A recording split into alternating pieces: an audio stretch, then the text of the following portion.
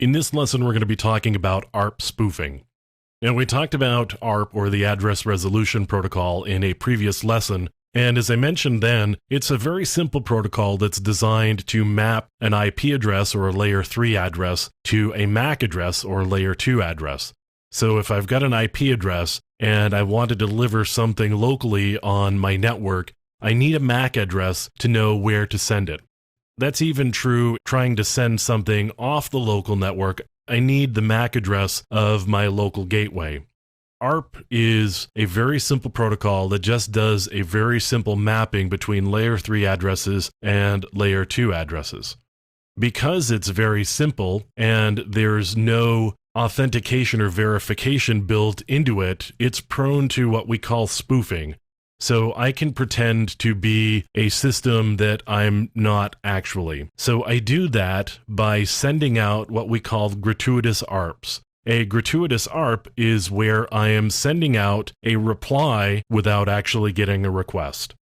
I could actually do a spoof here of my default gateway on my system, and what that would allow me to do is it would allow me to get messages that were destined for the default gateway.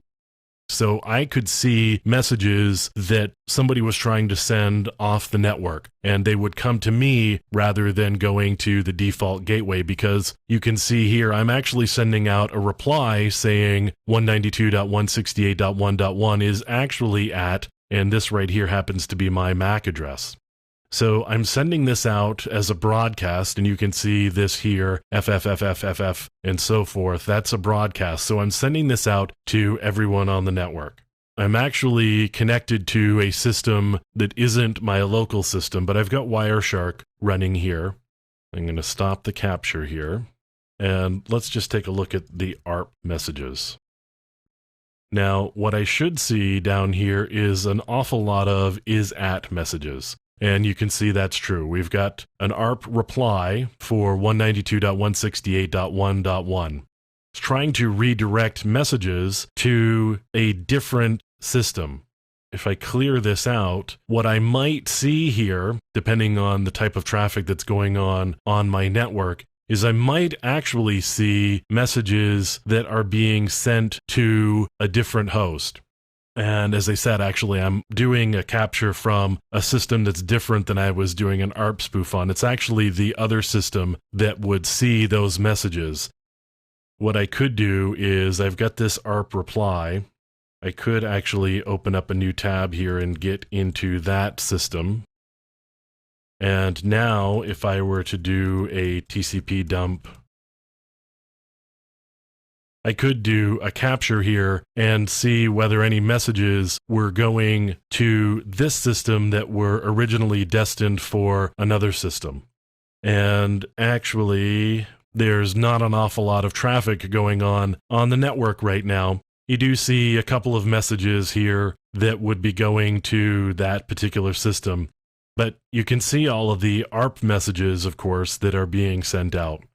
I'm doing a spoofing here where I'm actually requesting messages for my default gateway be sent to me rather than the gateway. Now, there's some other trickery that has to happen here. We've got to have something in the background that will actually send the messages off to the default gateway after we've seen them. Otherwise, it's pretty apparent what's going on when everybody's off-net traffic starts behaving strangely and web pages aren't loading and various other internet-related services just stop functioning. But as you can see, ARP spoofing is actually a pretty simple process. There are a handful of tools that will do the spoofing for you. I just showed you one here called Arpspoof. There's another one called Ettercap that will run under Linux and some other operating systems. There are other tools like Cain Abel, for instance, that will do ARP spoofing as a function of something else that they do.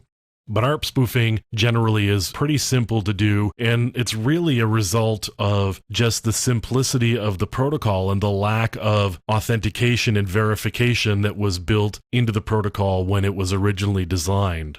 So that's ARP spoofing and some of the things that you can do with it.